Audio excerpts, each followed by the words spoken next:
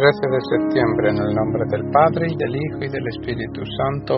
Amén. Aciprensa nos recuerda que, entre otros santos del día, hoy podemos recordar de una manera especial a San Juan Crisóstomo, que además me parece que es doctor de la Iglesia. Juan Crisóstomo o Juan de Antioquía, en latín Ioannes Antiocensis, Antioquía del 347, Comana Póntica, fue clérigo cristiano eminente, patriarca de Constantinopla. La Iglesia Ortodoxa griega lo valora como uno de los más grandes teólogos y uno de los tres pilares de esa Iglesia, juntamente con San Basilio el Grande y San Gregorio Nacianceno, famoso por sus discursos públicos. Un siglo después de su muerte, Juan de Constantinopla recibió el título por el que se le conoce en la posteridad, Juan Crisóstomo, término que proviene del griego crisóstomos, que significa boca de oro, crisos, oro, stoma, boca. En razón de su extraordinaria elocuencia, que lo consagró como el máximo orador entre los padres griegos. Nació en Antioquía, cerca del año 347. Murió en Comana en Ponto, el 14 de septiembre del 407. Antioquía era la segunda ciudad de la parte oriental del Imperio Romano. Durante todo el siglo IV, disputas religiosas perturbaron al imperio y encontraron su eco en Antioquía. Su padre, Segundo, era un oficial de alto rango en el ejército sirio. Murió poco después del nacimiento de Juan, y Antusa, su mujer, que de solamente 20 años, se hizo cargo sola de sus dos hijos, Juan y una hermana mayor. Afortunadamente era una mujer de inteligencia y carácter. No solo instruyó a su hijo en la piedad, sino que además lo envió a las mejores escuelas de Antioquía, aun cuando se pudieran hacer sobre ellas muchas objeciones con relación a la moral y religión.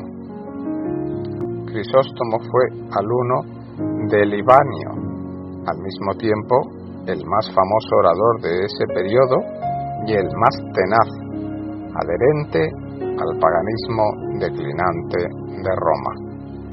Como podemos observar en posteriores escritos de Crisóstomo, obtuvo en este momento una considerable erudición griega y cultura clásica, que de ningún modo repudió en sus días posteriores.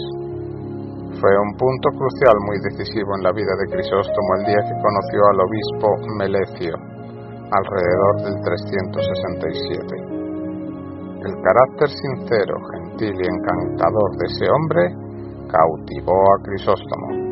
Lo cautivó de tal manera que pronto comenzó a apartarse de los estudios clásicos y profanos y a dedicarse a una vida religiosa y ascética. Estudió las Sagradas Escrituras y frecuentó los sermones de Melecio.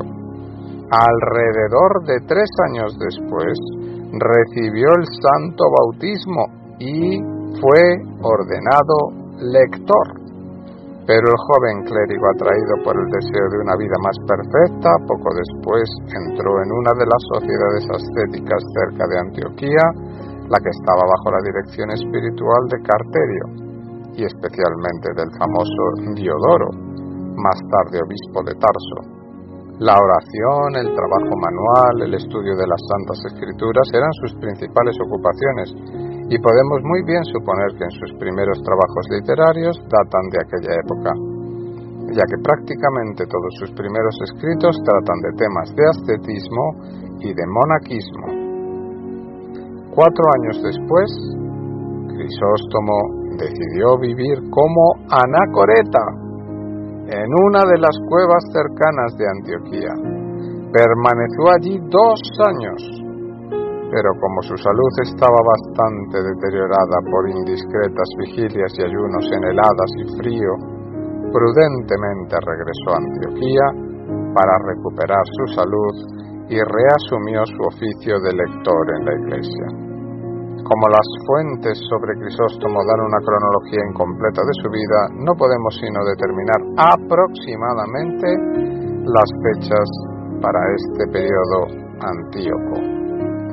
Muy probablemente fue a comienzos del 381 Melecio lo ordenó diácono antes de su propia partida hacia Constantinopla, donde murió como presidente del Segundo Concilio Ecuménico de Constantinopla.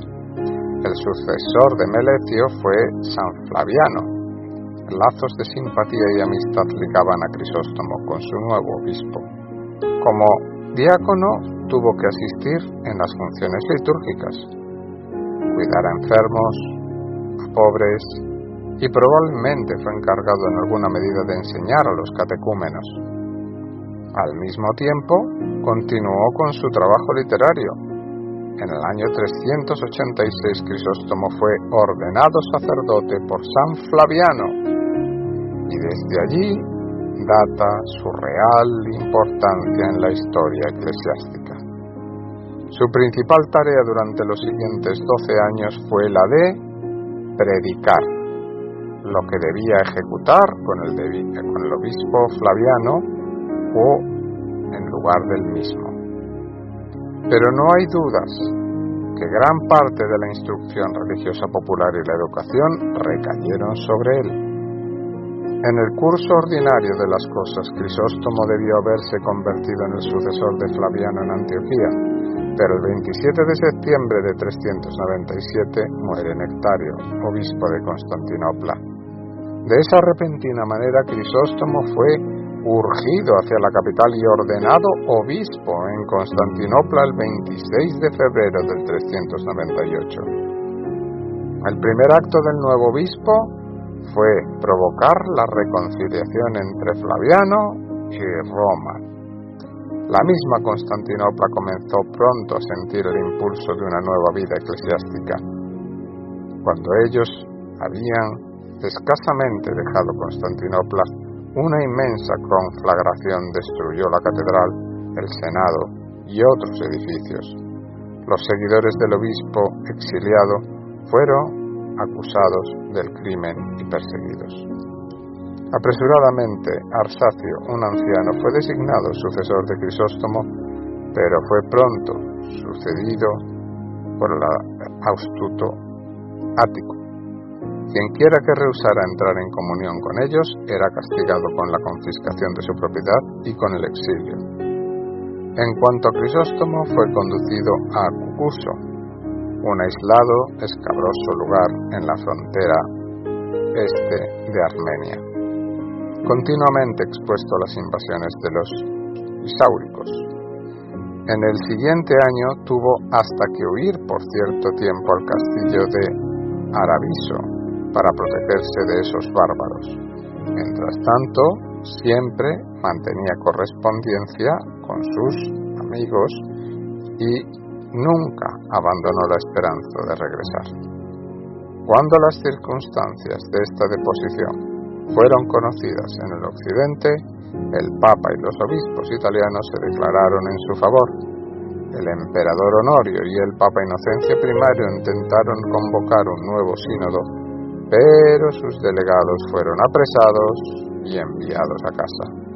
El Papa rompió toda comunión con los patriarcas de Alejandría, Antioquía, donde un enemigo de Crisóstomo había sucedido a Flaviano, y de Constantinopla, hasta que, después de la muerte de Crisóstomo, consintieron admitir su nombre en los dípticos de la Iglesia. Finalmente, todas las esperanzas para el exiliado obispo Crisóstomo se desvanecieron. Aparentemente él estaba viviendo demasiado para sus adversarios. En el verano del 407 se dio la orden de llevarlo a Pitio, un lugar en la frontera extrema del imperio cerca del Cáucaso. Uno de los dos soldados que tuvo que llevarlo le causó todo tipo de sufrimientos posibles. Fue forzado a hacer largas marchas. Fue expuesto a los rayos del sol, a las lluvias, al frío de las noches. Su cuerpo, ya debilitado por varias enfermedades severas, finalmente se quebró, y el 14 de septiembre la partida estaba en Comana, en Ponto. En la mañana Crisóstomo había pedido descansar allí considerando el estado de su salud. En vano. Fue forzado a continuar su marcha. Muy pronto se sintió tan débil que tuvieron que volver a Comana. Algunas horas después Crisóstomo murió. Importancia como orador.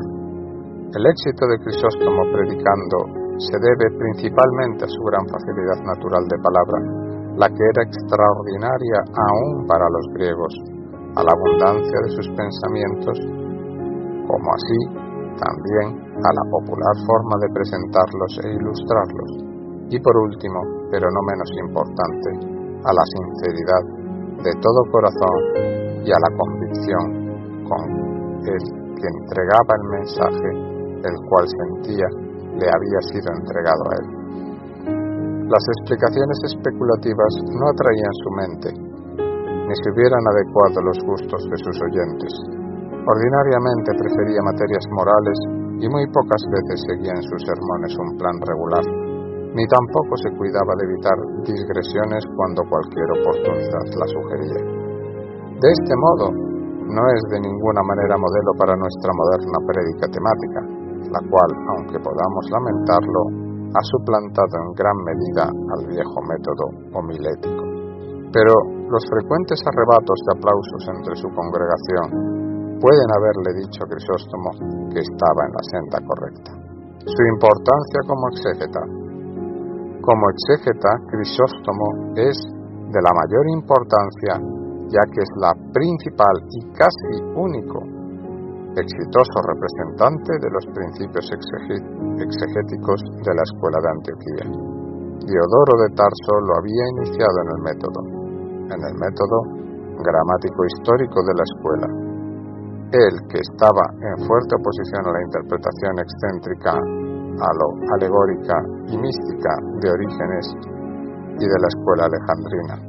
Pero Crisóstomo correctamente evitó forzar sus principios hasta el extremo al que más tarde los llevó su amigo Teodoro de Mopseustia, el maestro de Nestorio.